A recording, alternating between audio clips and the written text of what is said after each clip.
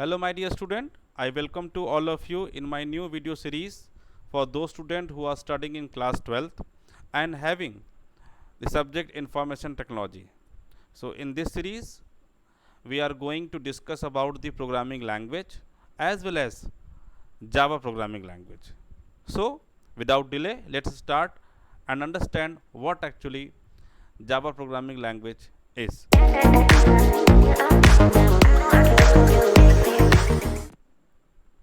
For this, first of all, we have to look it into the index. So what we are going to cover in this programming in this video.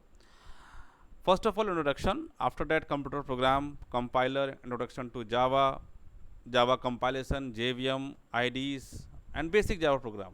So these are some index point we are going to cover in today's video. So let's move ahead and understand what actually programming language. Yes बेटा, जैसे कि यहाँ पे लिखा हुआ है कि programming language होता क्या है. तो जैसे कि आप लोगों ने सुना है C plus plus, Java, C sharp, Python, Ruby, these are the big name in application development. आज की डेट में अगर हमें कोई एप्लीकेशन डेवलपमेंट करना है या कंप्यूटर प्रोग्राम लिखना है तो ये हमारी कुछ प्रोग्रामिंग लैंग्वेज जिसकी सहायता से हम क्या करते हैं, प्रोग्राम लिखते हैं. ठीक है. यस, ये प्रोग्रामिंग लैंग्वेज हमें हेल्प करती हैं. क्या हेल्प करती हैं, क्या करने के लिए? To write and execute computer program. हम प्रोग्राम को लिख सकें और उसको हम रन कर सकें. कहाँ पर? कंप्यूटर पर रन कर सकें. इसीलिए इन सभी प्रोग्रामिंग लैंग्वेज को क्या कहा जाता है? High level programming language. अब ये हाई लेवल प्रोग्रामिंग लैंग्वेज क्या है ये मालूम पड़ गया. जैसे कि C plus plus, Java, C sharp, Python, ये हमारी क्या है? High level programming language. तो अब बात होगी कि लो लेवल लैंग्वेज क्या होती है बेटा. तो yes, computer is a digital device, या हमारा मशीन है.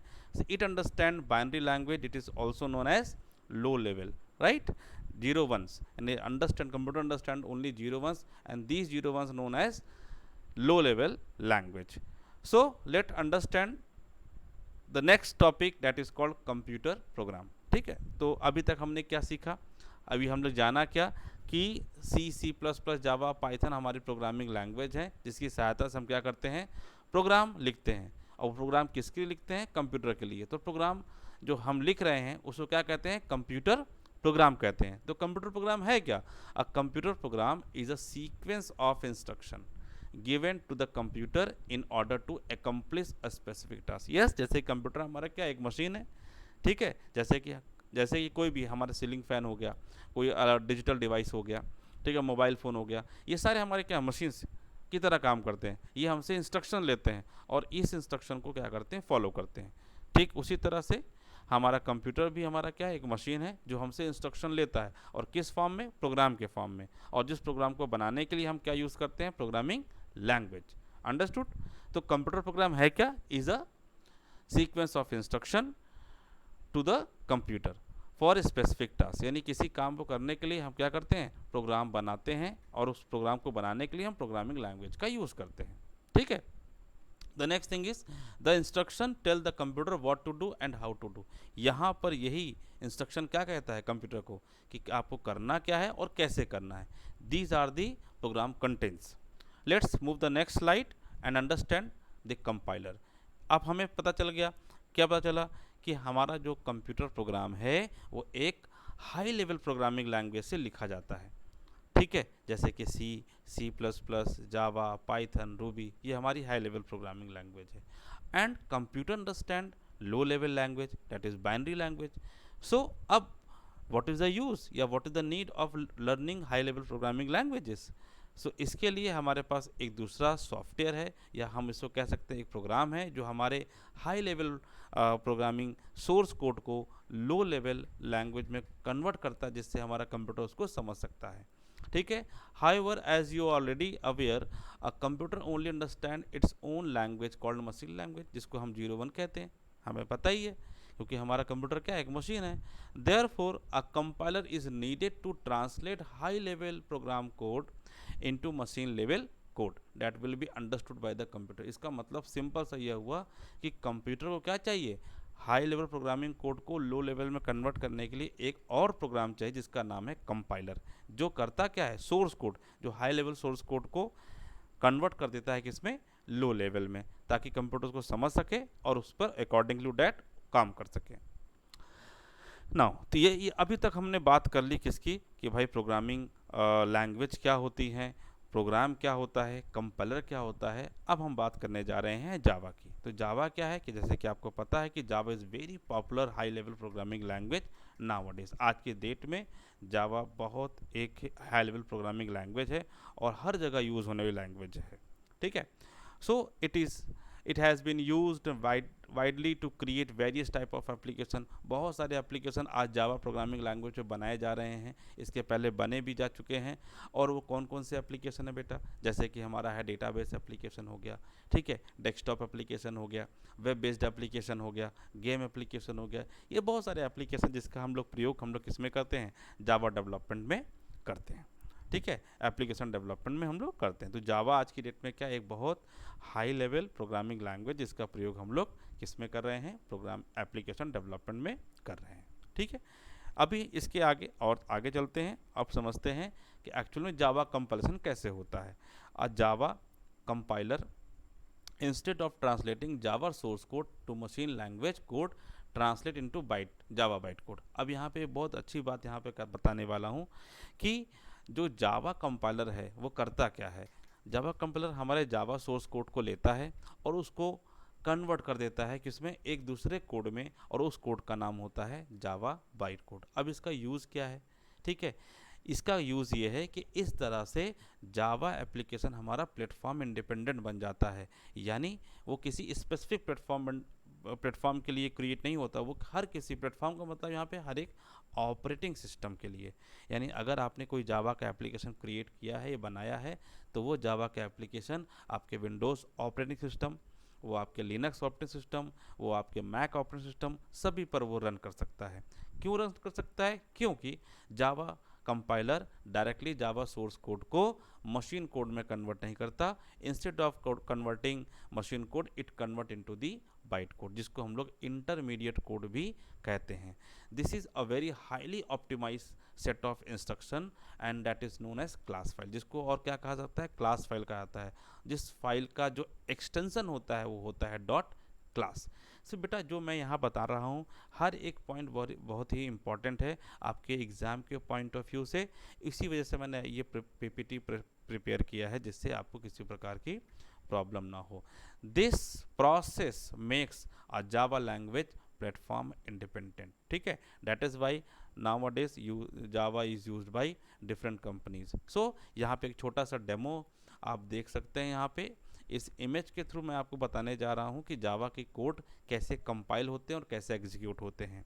तो जावा सोर्स कोड जो भी हमने लिखा होता है डॉट जावा के एक्सटेंशन से, वो जावा सी कंपाइलर के माध्यम से कॉल किया जाता है, कन्वर्ट किया जाता है, और जैसे ही जावा कंपाइलर क्या करता है, कन्वर्ट कर देता है, डायरेक्टली कौन से कोड बन जाता है, जावा बाइट कोड। और ये जावा बाइट कोड को ही हम लोग डॉट क्लास फाइल कहते हैं।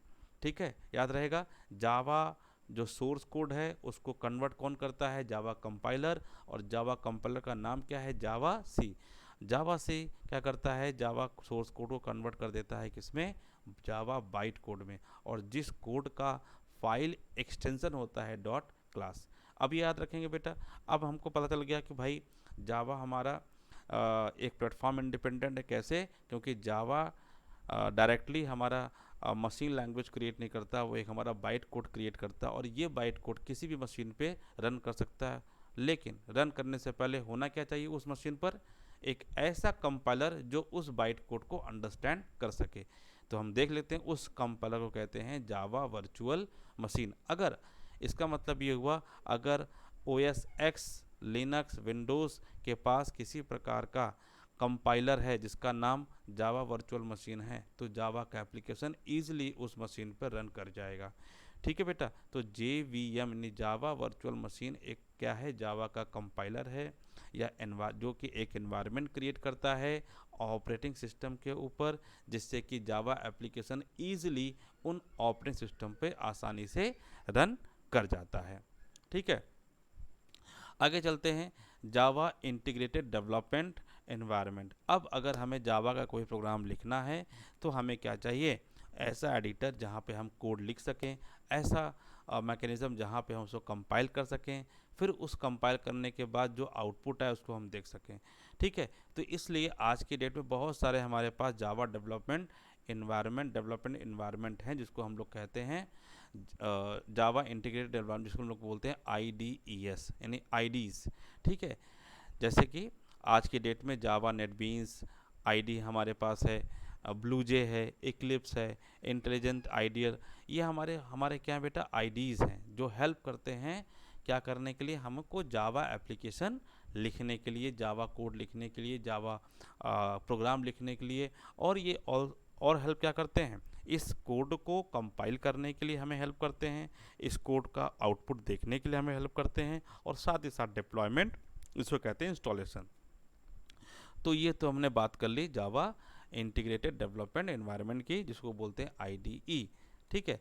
अब आगे बात कर लेते हैं कि जावा प्रोग्राम दिखता कैसे है। तो देखो बेटा, ये छोटा सा हमने यहाँ पे जावा प्रोग्राम का एक छोटा सा डेमो मैंने यहाँ पे रखा है, जिसमें मैंने कुछ कोड लिखा है। ये कुछ कोड इस तरह से लिखा जाता है। ठीक है। यहाँ पर देखिए पब्लिक क्लास टेस्ट, फिर यहाँ पे कुछ करली ब्रेसेस लगाया हुआ है, पब्लिक स्टैटिक वॉइड मेन। तो don't worry about this code, I will explain each and every keyword present in this program in this video. Okay. So first of all, I'm going to going ahead and create this simple program by using the IDE known as BlueJ. Okay बेटा, तो सबसे पहले मैं क्या करने जा रहा हूँ, इसी प्रोग्राम को मैं वापस से लिखने जा रहा हूँ, ताकि इस प्रोग्राम को लिखा कैसे जाता है आप इसको आसानी से समझें। ठीक है। सो इस पावर पॉइंट प्रेजेंटेशन को रोकते हैं और स्टार्ट करते हैं। क्या हम स्टार्ट करने जा रहे हैं, ब्लूजे। तो यहाँ पे हमने जस्ट लिखा ब्लूजे, ये देखिए ब्लूजे एप्लीकेशन यहाँ पर आ गया। अब इस ब्लूजे एप्लीकेशन का प्रयोग करके हम क्या करेंगे, देखिए ब्लूजे एप्लीकेशन आ गया, हम जावा का प्रोग्राम लिखेंगे। तो आप देख सकते हैं पर ये स्क्रीन ब्लूजे की आ गई, ये आपका एक एडिटर है। इस एडिटर के थ्रू ही हम क्या करेंगे, जावा का कोड लिखेंगे। अब जावा कोड लिखेंगे कैसे, आप देखिए यहाँ पे एक बॉक्स है जिसका नाम क्या है, न्यू क्लास। आप इस सब को अभी सब देखिए, समझिए, और इसको पूरा एक्सप्लेन करना, मैं इसको एक्सप्लेन करूँगा, इसको उसके लिए आप परेशान बिल्कुल मत होइए। तो यहाँ पे मैंने लिखा न्यू क्लास पे क्लिक किया और यहाँ पे मैंने क्लास लिख दिया। अभी सिर्फ बेटा मैं आपको दिखा रहा हूँ कैसे हमारा कोई IDE हमें हेल्प करता है जावा के प्रोग्राम को लिखने के लिए और उसको एग्जीक्यूट करने के लिए और उसका आउटपुट देखने के लिए। तो अभी सिर्फ खाली आपको ये समझना है कि IDE यूज़ कैसे हो रहा है। तो सबसे पहले करना क्या है, अगर आपके पास ये विंडो नहीं आ रही है, ये ऑप्शन नहीं आ रहे हैं, तो आपको प्रोजेक्ट में जाना है, न्यू प्रोजेक्ट पे क्लिक करना है और यहाँ पे सिर्फ खाली आपको प्रोजेक्ट का नाम लिख देना है एंड ओके कर देंगे। ऐसे ही ओके आप करेंगे तो ये आपका जो विंडो यहाँ पे जो बटन्स है वो अपीयर हो जाएंगे। ठीक है बेटा, मैंने ऑलरेडी यहाँ पे अपने जावा प्रोजेक्ट का नाम लिख के रखा हुआ है, इसलिए इसको मैं आगे दोबारा नहीं लिख रहा हूँ। अब मैंने यहाँ पे क्या किया, न्यू क्लास पे क्लिक किया, यहाँ पे कोई सी भी क्लास का नाम आप लिख सकते हैं। तो मैंने यहाँ पे लिख दिया टेस्ट। टेस्ट के नाम से मैंने यहाँ पे एक क्लास का नाम लिखा है और ये देखिए यहाँ पे क्लिक कर सकते हैं आप। किसी प्रकार का दूसरा ऑब्जेक्ट अगर आपको बनाना है तो यहाँ पर आप क्लास टाइप लिख सकते हैं। फिलहाल अब फिलहाल के लिए अभी यहाँ पे टिक रहने देंगे क्लास पे और ओके कर देंगे। जैसे आप यहाँ पर ओके करेंगे तो यहाँ पे देखिए आपको एक टेस्ट नाम का जो एक बॉक्स दिखता हुआ नज़र आएगा। ये एक्चुअली वही क्लास है जो अभी हमने यहाँ पे लिखी है। आपको करना क्या है, आपको यहाँ पे राइट क्लिक करना है। क्या करना है, राइट क्लिक करना है और उसके बाद कहाँ चले जाना है, ओपन एडिटर पर। जैसे आप ओपन एडिटर पर क्लिक करेंगे आपको एक नया विंडो देखने को मिलेगा। अब इस नए विंडो पर बहुत सारे कमेंट्स हैं, ये आप देखिए कमेंट अभी हम लोग आगे पढ़ेंगे भी। ये देखिए मल्टी लाइन कमेंट है, जहाँ को जैसे जिसको हमने स्टार्ट कैसे किया है, एक स्लैश फॉरवर्ड स्लैश के बाद स्टार, ठीक है, एस्ट्रिक सिंबल। और यहाँ पे देखिए ये आपका सिंगल लाइन कमेंट है जो कि एक डबल स्लैश के थ्रू लिखा जाता है। तो फिलहाल कमेंट को अभी हम आगे देखेंगे, हम इस कमेंट को हटा देते हैं ताकि किसी प्रकार का अनवांटेड कोड आपको यहाँ पर प्रॉब्लम क्रिएट ना करे। तो अभी देखिए सिर्फ खाली यहाँ लिखा है क्या है, पब्लिक क्लास टेस्ट लिखा गया है। अब इसमें लिखना क्या है हमें, हमने सिर्फ यहाँ पे लिख दिया पब्लिक स्टैटिक वॉइड मेन, ये हमने यहाँ पर लिख दिया। अब इसके लिखने के बाद हमने यहाँ पे एंटर किया और वापस से कर्ली ब्रैकेट के अंदर system.out.println प्रिंट एलन। बेटा इस जो भी कोड लिखा जा रहा है, इसको भी बिल्कुल समझने की कोशिश नहीं करेंगे वो बच्चे जिनको अभी प्रोग्रामिंग यानी जावा प्रोग्रामिंग लैंग्वेज या किसी प्रकार की प्रोग्रामिंग लैंग्वेज नहीं आती है। ठीक है, इस कोड को मैंने भी लिखा है आपको समझाने के लिए कैसे IDE यानी कि हमारा जो इंटीग्रेटेड डेवलप एनवायरनमेंट है वो काम कैसे करता है।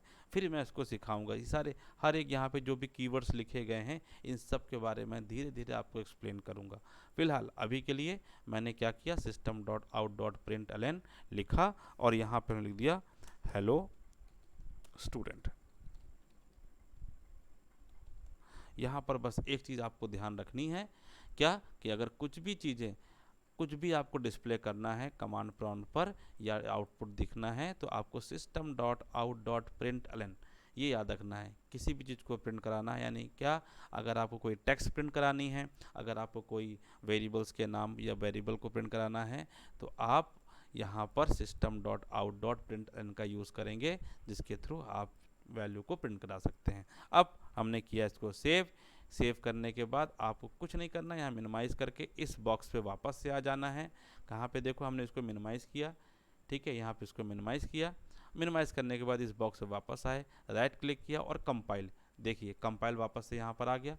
अभी कंपाइलेशन के बारे में पढ़ा। कंपाइलेशन करता क्या बेटा, अभी मैंने सिखाया था आपको, बताया क्या कि हमारे जावा सोर्स कोड को कंपाइलर करता क्या है, लेता है उसे कन्वर्ट कर देता है किसको, हाई लेवल एक इंटरमीडिएट कोड में कन्वर्ट कर देता है। ठीक है, नहीं लो लेवल कोड में कन्वर्ट कर देता है। तो अभी हम करते क्या है, राइट क्लिक कंपाइल। जैसे कंपाइल किया तो कंपाइलेशन डन हो गया। यहाँ पे देखिए, यहाँ से भी आप कंपाइलेशन का ऑप्शन यहाँ पे दिया हुआ है।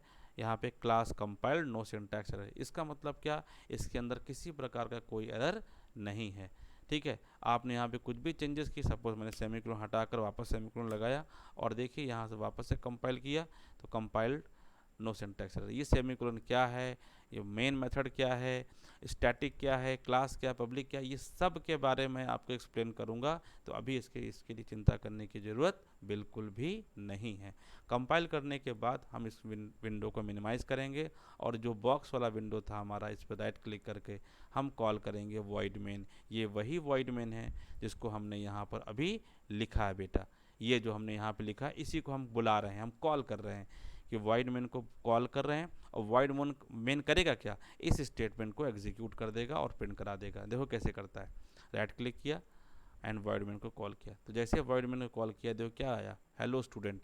ये हेलो स्टूडेंट मैंने यहाँ पे कहाँ लिखा है बेटा, ये मैंने लिखा है इसके अंदर। ये देखो अभी मैंने आपको बताया कि अगर किसी भी चीज़ को प्रिंट कराना है तो आपको system.out.println का यूज़ करना है, जिससे आपका स्टेटमेंट एग्जीक्यूट हो जाएगा और प्रिंट हो जाएगा। तो आप देखिए आउटपुट आपको हेलो स्टूडेंट दिख रहा है। इसके अलावा कुछ भी अगर आपको कुछ भी प्रिंट कराना है तो मैंने यहाँ पे लिख दिया, ये देखिए